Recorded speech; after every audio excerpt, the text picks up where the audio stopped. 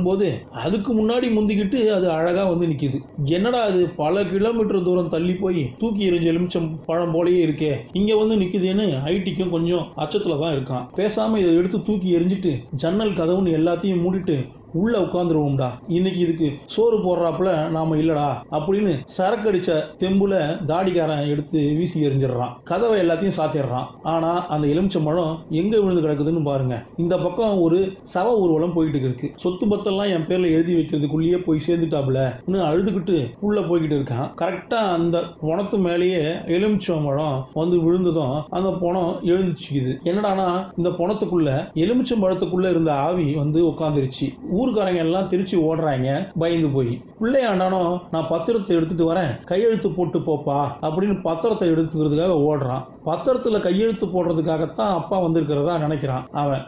ஆனா போன ஜம்முன்னு நடந்து வந்துருச்சு. இங்க சாப்பாடு